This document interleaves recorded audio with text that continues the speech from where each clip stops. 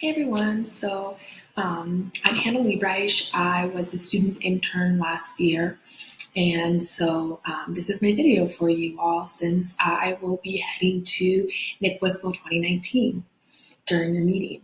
So aloha AAUW Hawaii members. First, thank you for giving me the opportunity to serve as the AAUW student intern for the academic year 2019-2020. I learned a lot about policy, organizing, and conferencing from the experience. And I would especially like to thank Atina and Young Hee for serving as powerful and knowledgeable mentors throughout the process. In this video, first I'll talk a little bit about the Nick Whistle scholarship work Atina and I have been doing, and then I'll talk about my experiences with Young Hee at the state capitol doing policy work. All right, so I started my AAUW journey last summer going to the Nick Whistle conference. This was a powerful experience as I got to meet women at the national level doing research and community work that directly relates to my dissertation, which is a case study of Title IX policy at UH Manoa. My favorite part of the conference was seeing the keynote speaker, Tarana Burke, who is the founder of the #MeToo movement. During my time at Nick Whistle, I got to know Atina, and she encouraged me to apply for the student internship, so you might say that the experience was also serendipitous. As the AAUW intern, I've helped with many projects. I created an AAUW student group at UH Manoa, which I'm happy to keep active through the Student Life Development Office for the upcoming 2019-2020 school year. I tabled for the group, I recruited members, and I spread awareness about women's issues. I also helped Atina with various events, such as our voter registration event, which was funded by an MTV grant. I also helped organize salary negotiation workshops throughout the school year, and I'm happy to report that AAUW has a growing presence on campus and has a growing reputation for being the sort of go-to organization for women's issues within academia.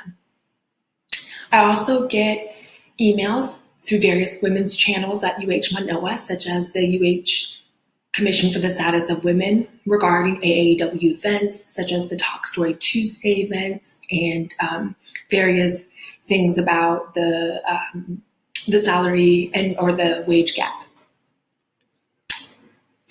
Helping with the scholarships was an important learning experience. I'm interested in going into academia or nonprofit work when I finish my PhD, and learning how to manage and review applications is critical to both fields.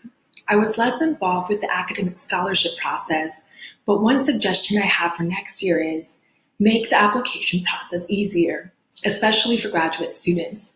I heard from a few women, and one of the comments that I got more than once was that the application process was tedious, especially for the amount of money that is awarded per student.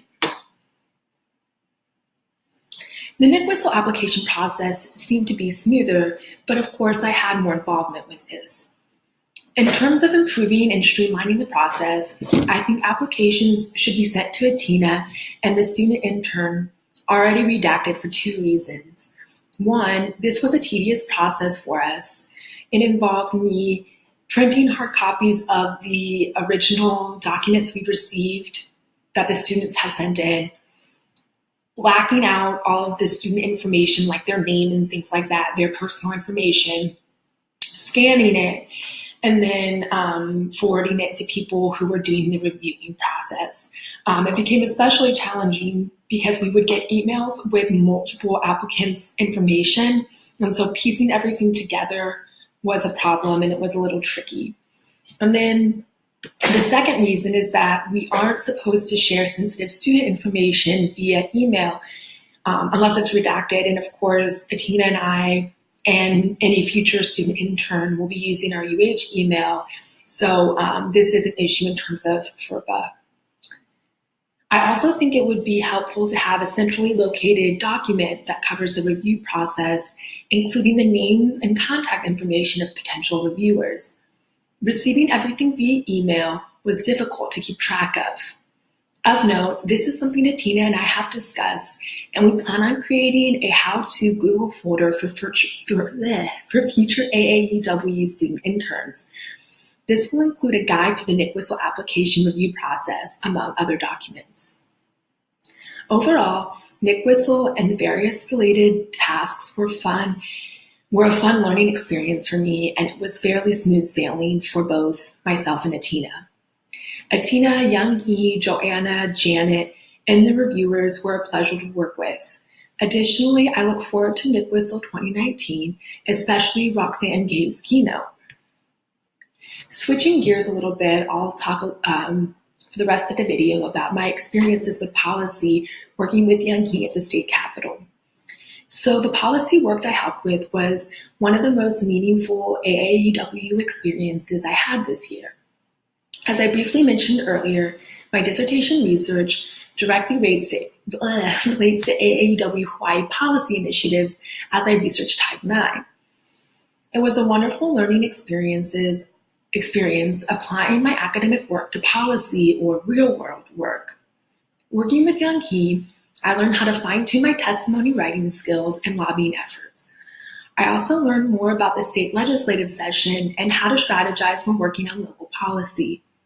We certainly had bumps along the way, but with Young-hee's leadership, we continued meeting with legislatures such as Laura Ichiyama and Aaron Johansson, and this proved to be effective. We definitely paved the way for the 2020 legislative session, and we also had victory with the 2019 bill regarding pay equity. And then, of course, again, AAUW is gaining a reputation at the Capitol as a good resource for progressive policy surrounding women's issues, as well as being a good supportive organization for other progressive issues. So similar to UH Manoa, AAUW also has a very positive reputation at the Capitol. Overall, the experience working on policy was quite rewarding, and whatever my future career path holds, whether it be in academia or nonprofit, I hope that I'm able to translate the policy skills I gained working with Young-hee at the Capitol into my future career path. Sort of to give you an idea of where I'm at for next year and working with AAUW, I do plan on continuing to work with the AAUW Public Policy Committee. And next year, I hope we can pass an even stronger state Title IX bill during the 2020 legislative session. I also hope that I can get more involved with community organizing around this issue, both at the UH and the DOE level. So I'm happy to talk more with folks when I get back from NICWSL 2020. I'm happy to continue working on some stuff over the summer with Atina, just sort of providing resources for the incoming student intern. And I'll continue to be around at UH next year, and definitely will be in Hawaii for a little bit longer. So I'm happy to answer any questions via email or face-to-face meetings. Aloha and thank you.